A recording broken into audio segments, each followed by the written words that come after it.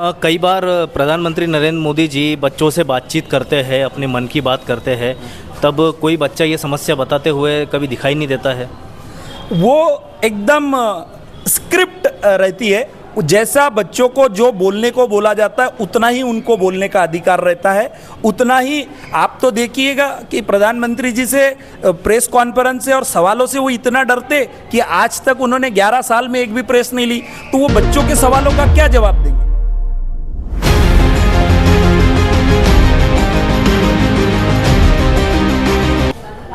साथियों, क्रांति की दस्तक में आपका स्वागत है। अभी हम आए हैं गोंदिया जिले के तहसील कार्यालय में। यहाँ पर एक सामाजिक संगठन द्वारा शिक्षा से संबंधित कुछ समस्याओं को लेकर, छात्रों की समस्याओं को लेकर यहाँ पर तहसील कार्यालय में ज्ञापन दिया गया है। आइए जानते हैं सामाजिक संगठन के कुछ कार्यकर्ताओं से कि क्या है मामला, क्या मामला है और क्यों यहाँ पे ज्ञापन दिया गया है। बहुजन समाज के विद्यार्थियों को जो विदेशों में जाने के लिए स्कॉलरशिप्स महाराष्ट्र शासन द्वारा दी जा रही थी, उस स्कॉलरशिप की में कुछ कंडीशन डालकर बच्चों को वंचित रखने का एक षड्यंत्र महाराष्ट्र सरकार कर रही है। जिसमें जो कंडीशन है, वो पहली कंडीशन ऐसी है, पहले सिर्फ 55% वाले बच्चे उस स्कॉलरशिप का फ़ायदा ले सकते हैं। 75%, मतलब 10वीं में भी 75 चाहिए, 12वीं में भी 75 चाहिए और ग्रेजुएशन में भी 75 चाहिए। एक दूसरी कंडीशन ये डाल के रखी है कि आपकी जो उत्पन्न मर्यादा है, आपकी जो इनकम है, वो 8 लाख के अंदर होना, क्रीमी लेयर में होना चाहिए। पहले ऐसा नहीं था।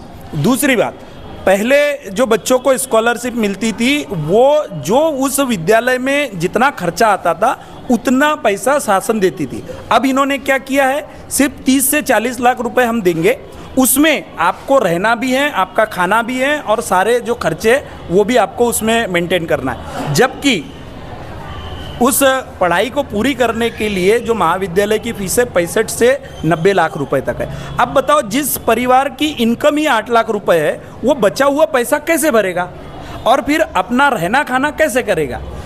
तीसरी महत्वपूर्ण, पहले ऐसा था कि एक परिवार से 2 बच्चे उसका फ़ायदा ले सकते, अभी इन्होंने वो कंडीशन ऐसी डाल दी कि एक परिवार से एक ही लेगा। तीसरी बात, चौथी बात, जो इनकी कंडीशन थी कि जो बच्चा डिग्री में इस स्कॉलरशिप का फ़ायदा लेगा वो पीएचडी में नहीं ले सकता, पहले ऐसा नहीं था। तो कहीं ना कहीं ये जो है बच्चों को इस योजना से, इस स्कॉलरशिप से दूर रखने का ये षड्यंत्र है। और आप देखिए कि एक तरफ ये इनके हाथ में क्या था कि स्टेट में जितने नौकरियां थी, इनने नौकरियां कॉन्ट्रैक्ट भर्ती कर दिया ताकि बच्चों को आरक्षण का फायदा ही नहीं मिला। अब बच्चे स्टेट में तो छोड़ो, अब विदेशों में जा रहे हैं, तो विदेशों में भी जाने से बच्चों को रोक रहे हैं। इस तरीके का षड्यंत्र ये कर रहे हैं। और जब जॉब ही नहीं रहेगी सरकारी, तो आरक्षण कहाँ से। तो बच्चों को कम से कम पढ़ने तो दो। तो हमारी ये मांग है कि कॉन्ट्रैक्ट भर्ती बंद करो और ये जो कंडीशन आपने जो विदेशी शिष्यवृत्ति में स्कॉलरशिप में रखे, इसको हटाई जाए। और जो तीसरी हमारी मांग है वो यह है कि जो बच्चों की स्कॉलरशिप पिछले 3 साल से पेंडिंग पड़ी है, वो स्कॉलरशिप जल्द से जल्द बच्चों को दी जाए। कई बार प्रधानमंत्री नरेंद्र मोदी जी बच्चों से बातचीत करते हैं, अपने मन की बात करते हैं, तब कोई बच्चा ये समस्या बताते हुए कभी दिखाई नहीं देता है। वो एकदम स्क्रिप्ट रहती है।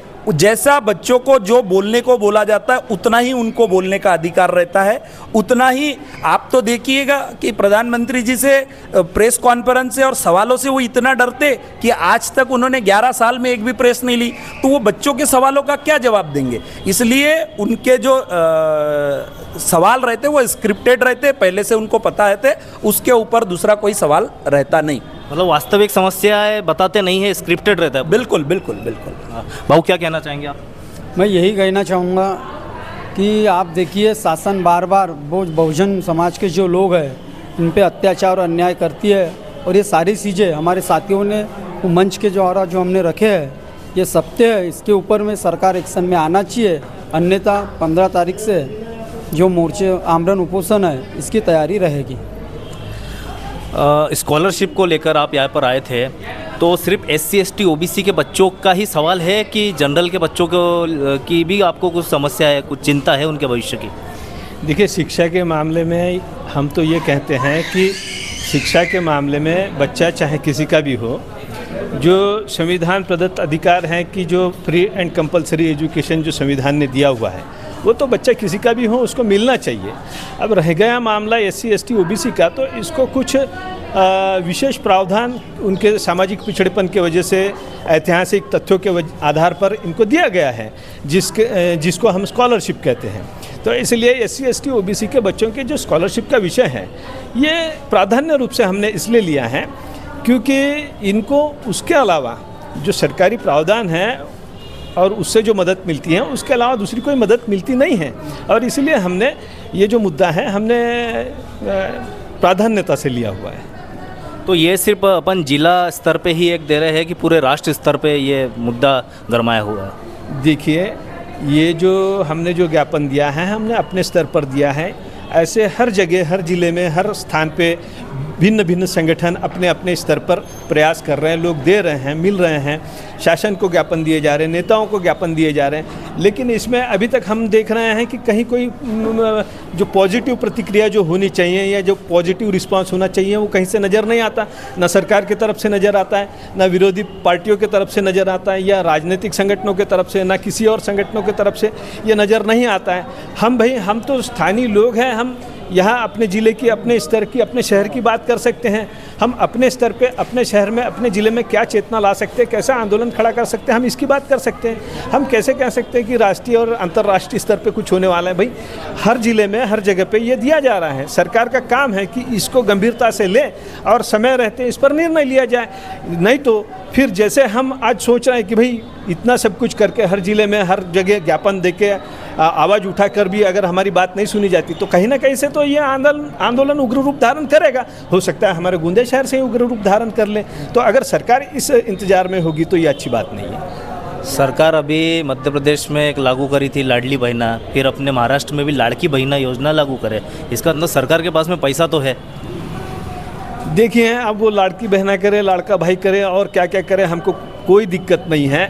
हमारा कहना इतना है कि शिक्षा जो है वो मूलभूत अधिकार है, और एक शिक्षा ही एकमात्र ऐसा एक मौका है, ऐसी एक अपॉर्चुनिटी है बहुजन समाज के लोगों को, जो उनकी ज़िंदगी को खुशहाल कर सकता है, उनके ज़िंदगी में उजाला ला सकता है। पैसा तो सरकार के पास नहीं है, ये किसने बोला है? अभी कल परसों हम न्यूज़ पढ़ रहे थे, कोई एक लोक सत्ता है या किसी में हम पढ़ रहे थे कि भाई वो अनिल अंबानी का जो 17,000 करोड़ रुपए का कर्जा जो है वो सरकार भर के देने के लिए तैयार है। अब 17,000 करोड़ रुपए अगर एक अकेले आदमी को दिए जा सकते हैं, तो 200-500 लड़कों को तो विदेश में भेजा जाता, 200 लोगों को विदेश में भेजा जाता है हर साल। उसमें भी तो लिमिटेशन है। तो उतने लोगों का अगर 10-20 या 100-200 करोड़ रुपए अगर खर्चा आता होगा, तो सरकार क्या ये खर्चा नहीं कर सकती? एक आदमी के लिए 17,000 करोड़ और 200 लोगों के लिए कुछ करोड़ रुपए खर्चा कर दिए तो क्या बहुत बड़ी बात है? लेकिन सरकार की नियति होनी चाहिए, उनकी इच्छा होनी चाहिए। अगर इच्छा होगी तो करेंगे। साथियों, गोंदिया शहर के तहसील कार्यालय में अभी कुछ सामाजिक संगठनों द्वारा ज्ञापन दिया गया स्कॉलरशिप को लेकर, छात्रवृत्ति को लेकर।